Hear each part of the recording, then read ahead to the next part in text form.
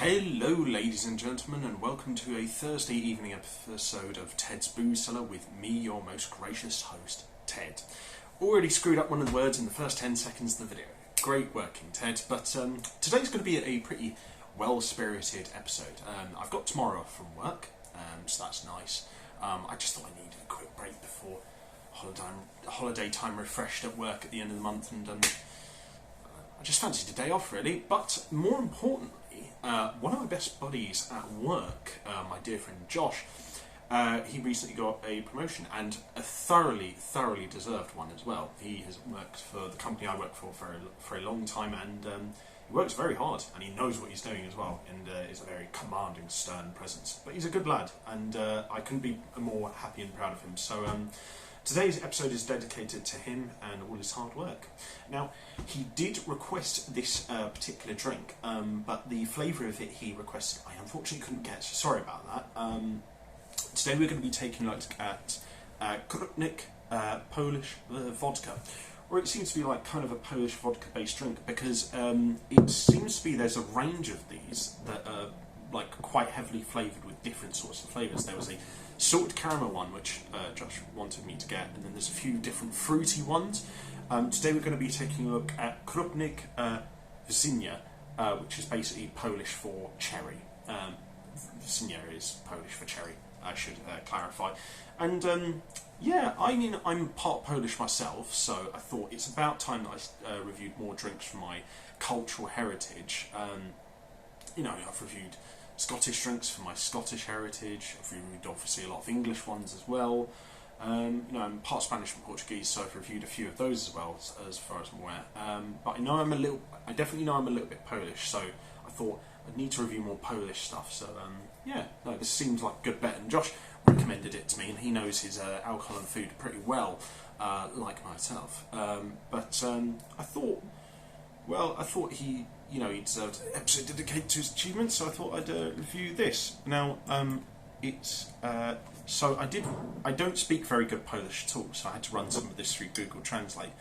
But it says on the front, natural ingredients, tradition for generations, inspired by legendary recipes, we produce products of the highest quality.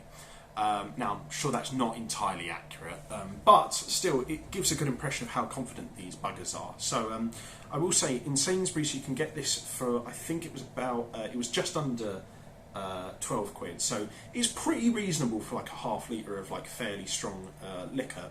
I'm just looking on the back here, and it says it's 28%, so it's got a bit of a whack to it, but it's not as strong as some other vodkas out there. So you know, the average strength of your average vodka is about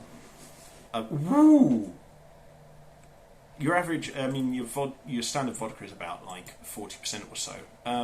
So I did look it up here, and it says it's not a vodka really. It's more of like a made in the same way to vodka.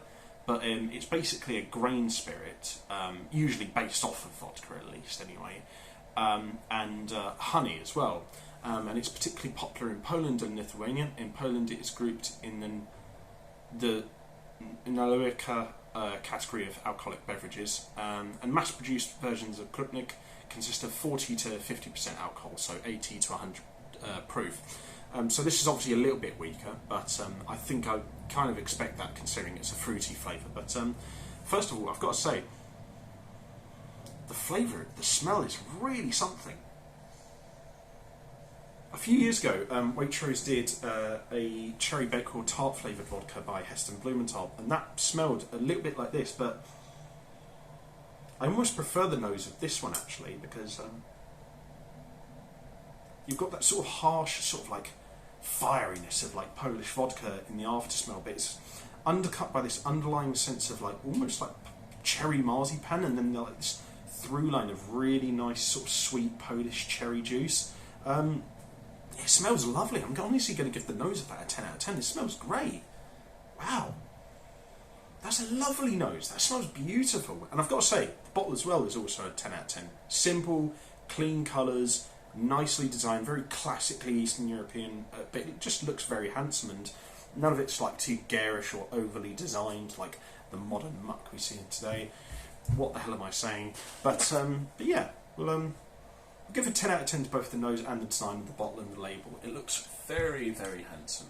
And I think for the price as well, it's pretty good value for money, I must say. So we'll pour it out into the Titanic Brewery shot glass. Honestly, the nose when it's in the glass is a little bit more subdued. Actually, it's still a 10 out of 10, but I feel like if you're wanting to get a bit more of the full flavour of this drink, you need to sniff it out of the bottle. But in the glass, it still smells nice. Anyway, we'll have ourselves a quick palate cleanser of water. I also saw there's a thick vegetable or meat broth based soup in Poland called Krupnik, so you might get it confused with that sometimes.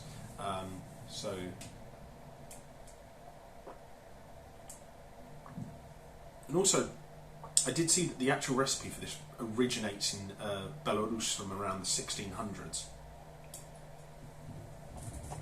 So, without further ado, let's see what this sucker tastes like. And to Josh, very much congratulations on your hard work, and to everyone at home, I hope you have a good weekend ahead. And bottoms up.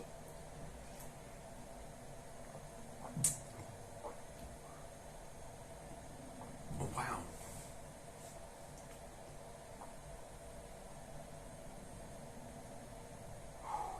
Wow.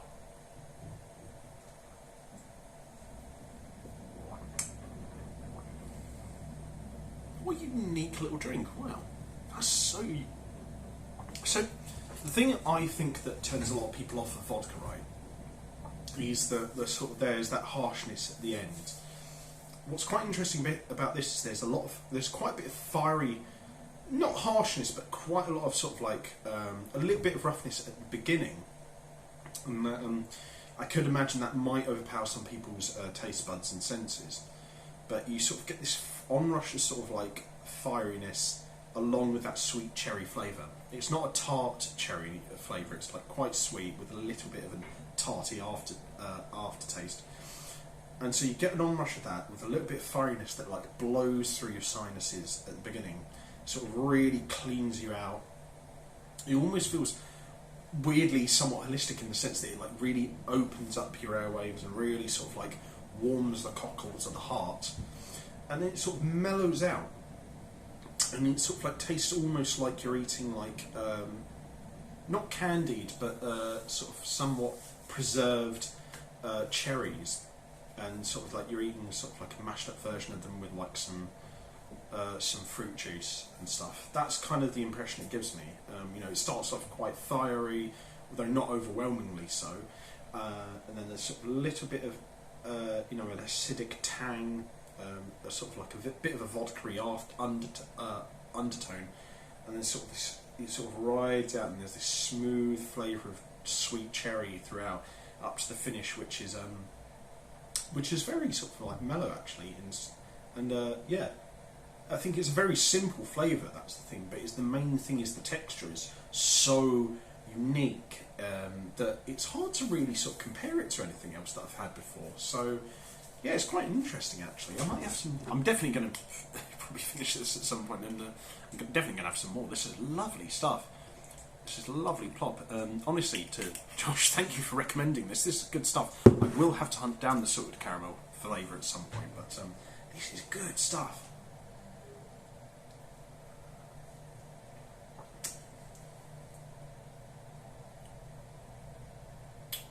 Yeah, and then you've got this aftertaste that's basically almost just like cheap but like really nice cherry juice. Oh man, that's lovely.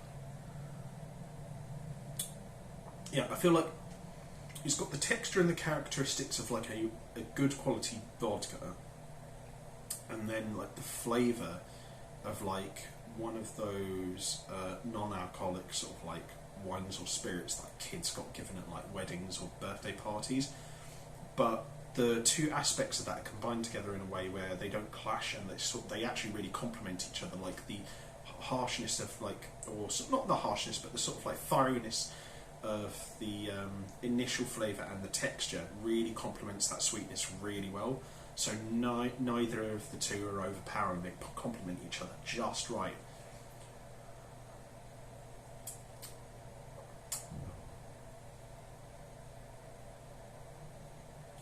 it's good stuff.